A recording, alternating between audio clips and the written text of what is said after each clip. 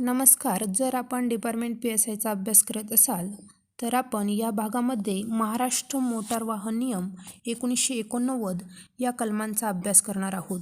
कलम 20 लोकसेवा वाहनांच्या चालकांची कर्तव्य, कामे व वर्तवणूक. कलम 23 मालमोटारींच्या चालकांची वर्तवणूक. कलम 52 नोंदणी प्रमाणपत्र, तहकूब करणारे प्राधिकरण व वाहनांची तपासणी. वाहनांचे नोंदणी प्रमाणपत्र निलंबित करण्याचा अधिकार पोलीस निरीक्षकपेक्षा वरील दर्जाचा पोलीस अधिकारी किंवा मोटार वाहन निरीक्षक. वाहनाची तपासणी करण्याचा अधिकार मोटार वाहन विभागाच्या सहाय्यक मोटार वाहन निरीक्षकाच्या दर्जाहून कमी असलेल्या कोणत्याही अधिकाऱ्यास असा हक्क आहे. कलम 95 परवाना सादर करणे. कलम 102 महाराष्ट्रात चालवण्यात येणाऱ्या टप्पा वाहनांचा वापर करणाऱ्या व्यक्तींची वर्तवणूक.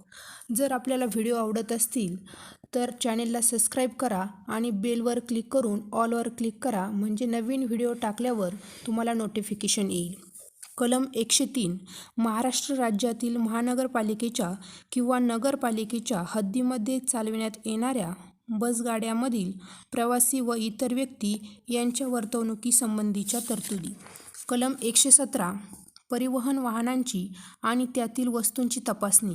पोलीस उपनिरीक्षक पेक्षा कमी दर्जाच्या नसलेल्या वर्दीधारी पोलीस अधिकारी किंवा मोटार वाहन विभागातील कोणताही अधिकारी यांना वाहन आणि त्यांच्यातील वस्तू तपासण्याचा अधिकार आहे. कलम 222 रस्त्यावर सोडून दिलेले वाहन. कलम 237 1 रस्त्याच्या पृष्ठभागावरील थांबण्याचा संकेतक.